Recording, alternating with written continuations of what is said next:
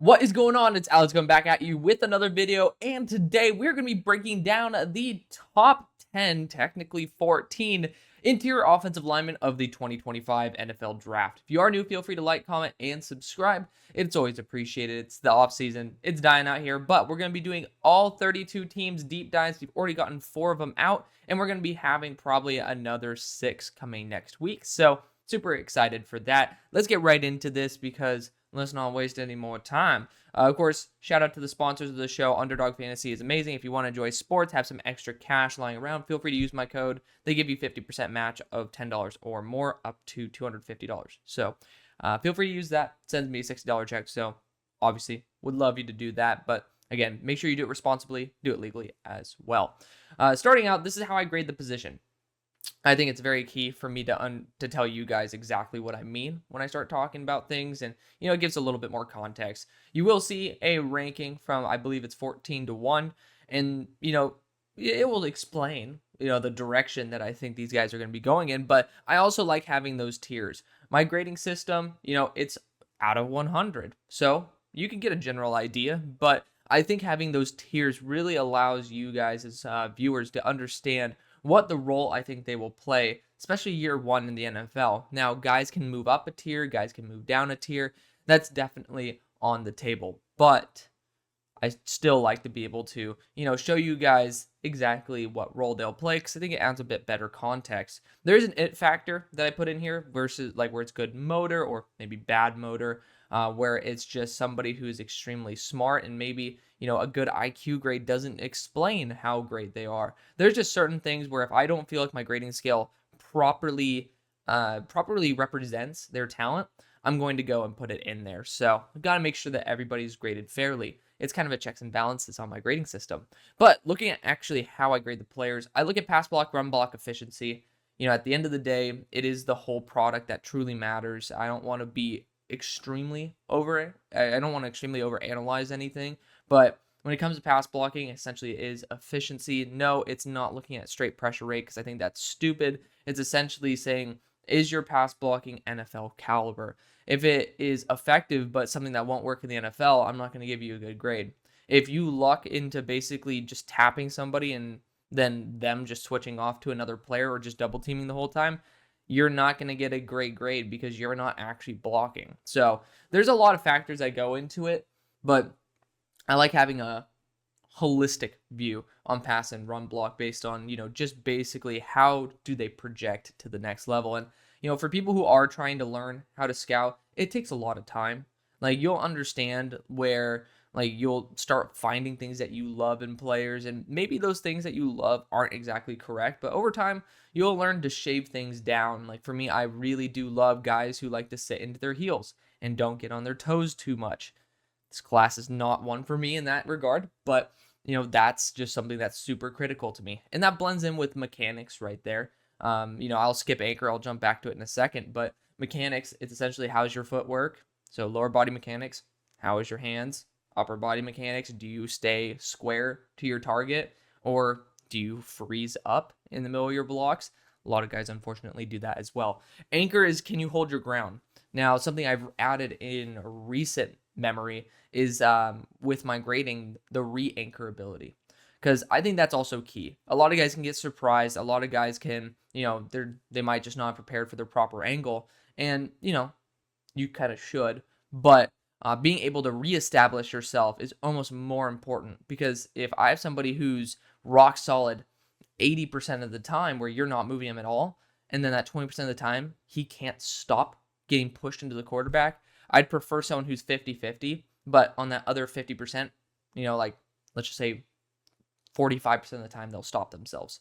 Like, that to me allows you to reestablish control, and the ultimate goal is overall control. So I don't like somebody who essentially is useless on those 20% of the plays I was talking about. But anchor essentially is, do you hold your ground? And I think that really is key, because a lot of players in the NFL, they just don't. You got to be able to hold your ground. There's really good defensive interiors. You're not going to be playing up against scrubs anymore.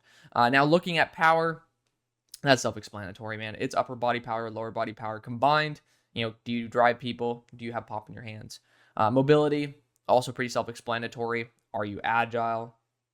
It's primarily it. Can you run fast in a straight line? That's very much an eye test thing. You can definitely tell that because some guys can test out well in a straight line, but they just don't play very fast. To me, I like to lean more towards the play speed.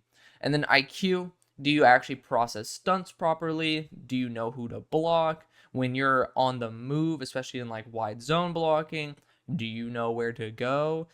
When you go to the second level or the third level, are you basically looking like a deer in headlights, or do you know where to go?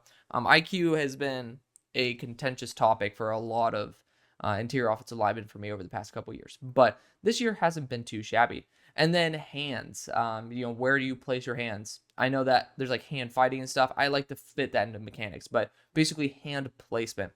For graphical reasons, it makes a lot more sense just to keep it as hands. Let's get right into this though. I want to give a shout out to my boy Teleka Lockett. He actually hit me up in Twitter DMs and wanted me to grade him. So far, I haven't seen any all-22 tape, and for me, I'm gonna grade all these players exclusively on all-22 tape. I used to be able to go to normal game footage, and I think that's okay. But since it's so early in the draft cycle, I don't feel like I need to rush my grading. And there's guys like James Webb who I want to, or I don't know if his name's James Webb, but there's a kid from Jacksonville State. He's the center there. And, he has really good statistics. He has a lot of hype to him. And that's someone who I'll include in my deep dive. If I can't find any all-22 by the end of the summer, then we'll definitely dive into some regular tape. But for me, I've fallen in love with being able to, go frame by frame, being able to watch different angles of how a player blocks. It's allowed me to get a lot more context, and it makes me a lot more confident in my evaluations. For Telek here, he doesn't have any of that right now, but I did end up watching some tape of him at Louisiana Monroe and, versus Ole Miss, and he definitely has a lot of positive traits. Right now, he gets a little bit too much on his toes, a little bit too anxious, but I wanted to give him a shout out because, there is a lot of positives to his game. And I don't want to, waste my time either. I went and did a partial evaluation on him, but at the same time, I'm not going to give you guys, I'm not going to favorably grade anybody because they hit me up in my DMs, but also I'm not going to grade anybody that I don't see in all 22 because I think you deserve honest feedback, and I just don't trust how much I can get out of normal game tape when I understand now with a lot more clarity that all-22 is just that superior. Now, we're going to talk about, it's 14, because I remember I tossed it. It was going to be 13, and somebody, I think it was RSS, he ended up requesting another player, so I decided to toss him in last second. But Josh Gray, 14-1. Worst player I've graded. I've never seen someone lose so many reps but not get, statistically penalized for it. Versus NFL talent, I thought he was a non-factor. I think he's an elite athlete, and that's a very, very positive thing. For me, he has really short arms. He moves really well. I mean, Oregon State had their offensive line moving a lot, but I'd never experienced something of that degree where I was genuinely baffled. And I doesn't look like it, but I played 7 years of offensive line, and I never felt like I don't think I saw Pee-wee kids being this ineffective. So it's insane to me, but again, it's not like Josh Gray is an absolute lost case. But for me, when I'm talking about him as a starting caliber or actually having a chance versus these high-end NFL athletes, I don't see it. I think he should transfer to tight end or take a chance at UFL/CFL. And I think he just needs a little bit more development. I think he relies too much on his mobility. That's why I saw him whiffing a lot. I saw him eating the dirt. I thought his balance was very poor. And, his anchor was not good either. I saw guys who have very short arms being able to outlength him. And it, to me, just was something I wasn't a big fan of. But, again, someone who I do think could really actually maybe even carve himself a rotational starting role as a tight end, especially in the blocking function. If he's able to drop to, let's just say, 280, he's already a great athlete. I think he'll test in maybe the 4.8 range, maybe even the 4.7 range. If he's able to drop some weight, he could get into that 4.5 range, and that blocking is then adequate for a tight end. So keep that in mind for sure. But Josh Gray, no, he's not a bad player. It's just when it comes to translating to the NFL, not the biggest fan. Let's get on to number 13. So we have a big tier jump essentially here, but technically it's not because I tend to leave backup as a much more wide category than Maybe it's actually listed in my notes. But Garrett Dellinger's next. I like Garrett Dellinger. He has some flashes of hand technique and hand fighting that I really do love. And hand fighting essentially is when defenders are trying to get their hands on you, you're basically swatting them away. And, I feel like guys with more of a karate background, like basically self-defense, martial arts, they're better at this because you're training to make sure that you are not made contact with. But I do see that in his game. I think his lower footwork needs a bit of work, and unfortunately, I think he's siphoned a little bit of the weird mechanics from the player to his left of him and Will Campbell, who we'll talk about later. But I didn't see him learning from his mistakes. He is a powerful blocker, someone who I did like a lot last season, and he's going to be a serviceable backup guard, just someone who, if you need to plug him in for a game, I don't think you need to concern yourself too much. But at the same time, I mean, it is what it is. I do like the fact that when he's run blocking, he keeps his feet moving. He actually had a moment where, I'm reading straight from my notes here. There was a spin move, and he actually anticipated it very well. Ended up losing that same type of rep a couple reps later. So I was like, damn. But, I do worry that he can't handle defensive linemen. He gets really toesy. And I said I would like for him to win the leverage battle a little bit more because he doesn't control consistently. So unfortunately, I don't think that he remains low enough, very similar to Will Campbell. But Garrett Dellinger is far from a bad player. Again, I'm trying to emphasize some positivity here because I am very critical. C is an adequate grade. So if you see anything above C, that's really solid. Or that's adequate. And then like anything B is and above is actually like really that's an asset. So keep that in mind as well. I'm a tough grader, and it's okay because I don't think all these guys are going to start in the NFL, and I think that's pretty damn logical. But if it makes me look like an ass in the long run, so be it. It happens. Next, we got Marcus Harper. This is the one that was requested. He was the last-minute addition. But Marcus Harper's a fun one. He's just really slow. He's kind of just he's kind of roadblock. But very similar with roadblocks. They hold their ground pretty well. I did like that about him. But yeah, he was my most recent offensive line evaluation. Hello. And, looking at him, so I ended up watching over 100 reps of his. I said I would like for him to use more length rather than using his shoulder. He was pulled quite often, and he didn't end up doing that very well. I thought his hand placement was extremely spotty. It would be not always in the chest plate, which, again, that's something that's big for me. I said he needs to use his length better and mirror. And then he freezes when he's pass blocking, leading to easy block sheds. That was a key one. He sometimes ended up falling over, so I said he has some possible balance concerns. But overall, he has the power, but not necessarily unbelievable power.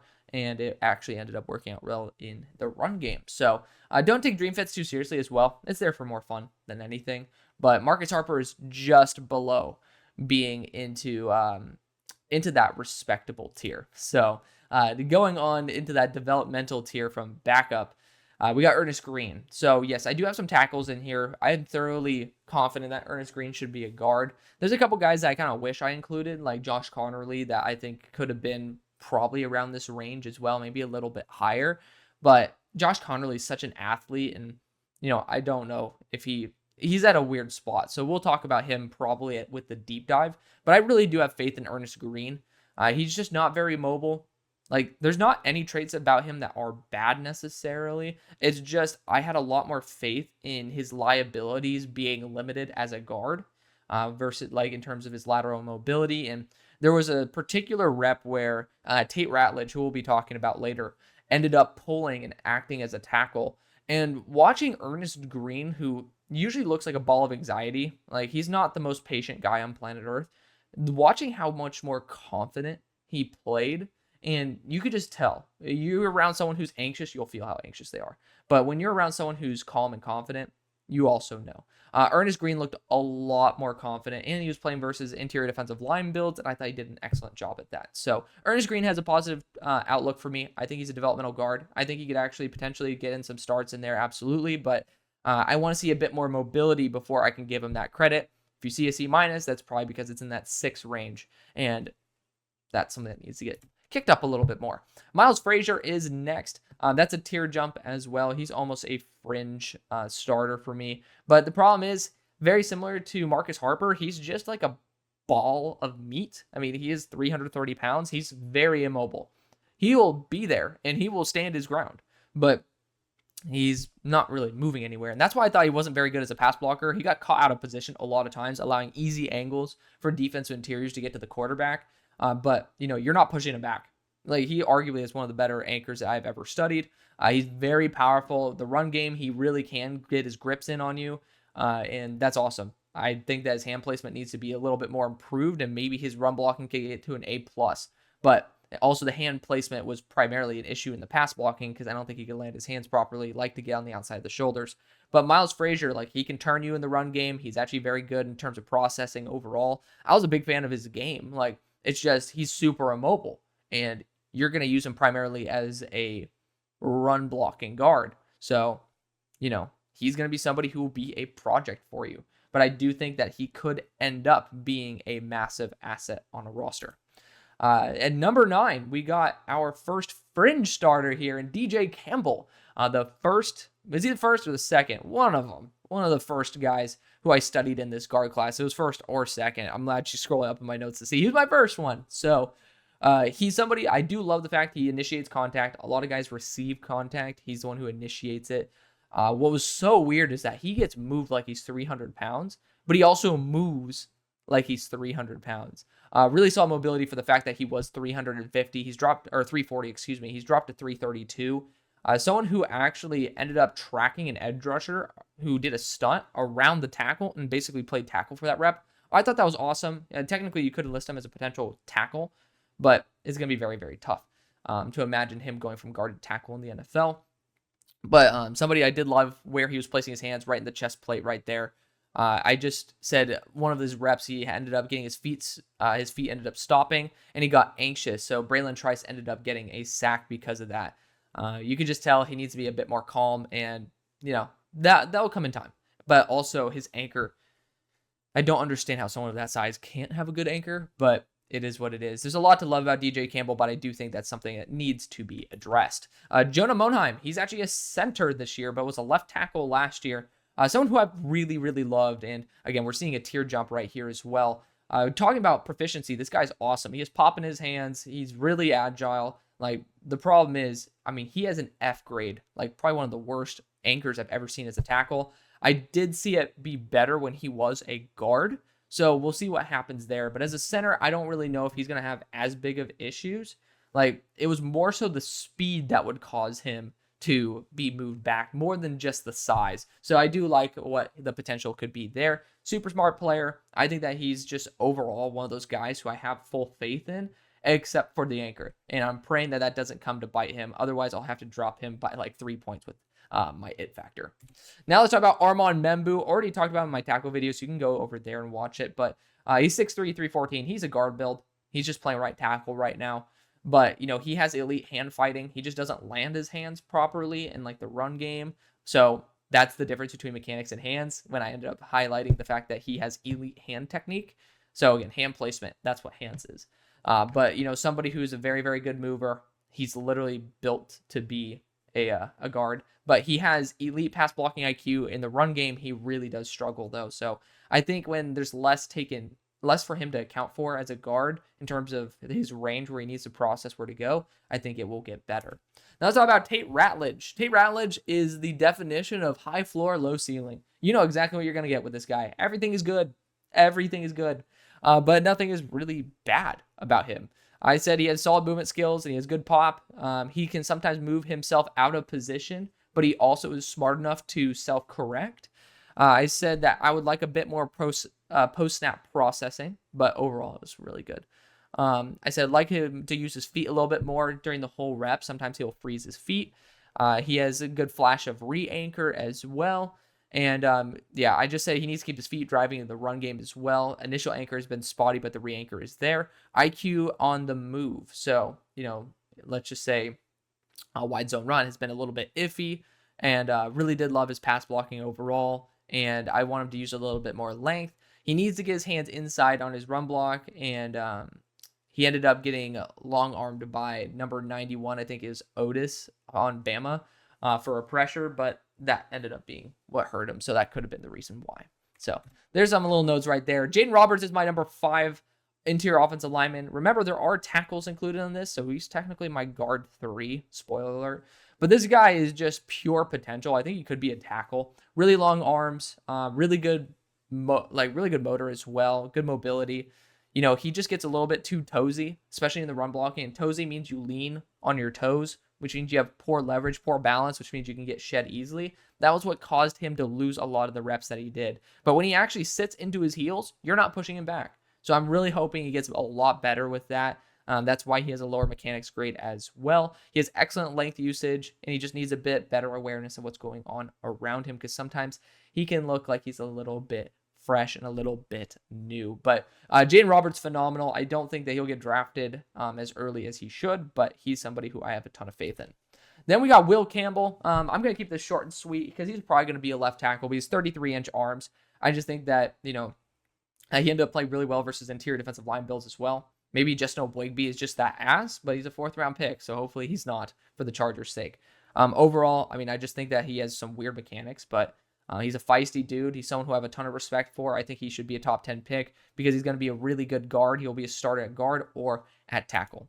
Then let's talk about Emory Jones really quick as well. He's feisty as hell. He's really toesy though, but really, really good mover. I think that his kick slide dropped his mobility as a tackle for me, but he's just super explosive, super powerful. I'm a big fan of his overall game. But again, check out the tackle video for a little bit more in depth there. We're here for the guards and the centers. So our top 2 guys are both going to be graded the same, spoiler alert, but it's going to be Donovan Jackson at number 2. He is ridiculously mobile. He has really good length. I thought he could be a tackle. I have him comped to Olu Fashanu if Olu Fashanu were a guard. 79 grade is ridiculously high for me, so keep that in mind. I did end up seeing him get a little too toesy sometimes. He gets a little ahead of himself, but he has the potential to be the best guard in the past couple years. So I said his athleticism pops off. I would like more initial contact before he switches, so he gets ahead of himself. When, let's just say you're run blocking, right? And let's just say the hole's in your way, or you're opening up the hole. And you're this guy right here. You're walling off the hole, and the running back's coming up here. The running back would be here, and then he'd be switching to the next level, allowing the defender to get range. And I'm like, I know that you just want to continue getting that home run blocking, but make sure that the guy can get there first. That was my biggest issue with him overall.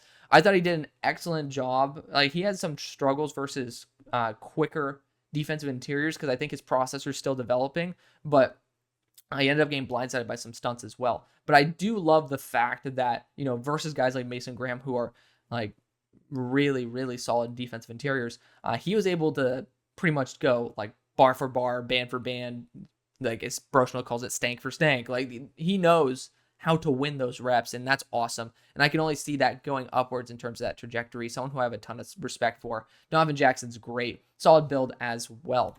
Then we're going to talk about my number 1 guy, Tyler Booker. Both of these guys are top 5 players on my board at the moment. They're phenomenal guys. I mean, Tyler Booker was a first-year starter as well, I believe, and he's 352 pounds, so he has a lot more frame to him. I would say that Tyler Booker is the higher floor, but we do see that with Donovan Jackson, he has a little bit the higher ceiling because of how damn athletic he is, and, you know, the fact that he actually has pretty solid placement of his hands. But Tyler Booker, he needs to get his hands more in the interior of the chest plate. He likes to put his hands on the shoulders, but you're not moving him back. His lower mechanics are damn near perfect. I just want his upper mechanics to improve. And I think that, you know, he's a behemoth. I think his leg drive is excellent. He needs to get more pop in his hands though.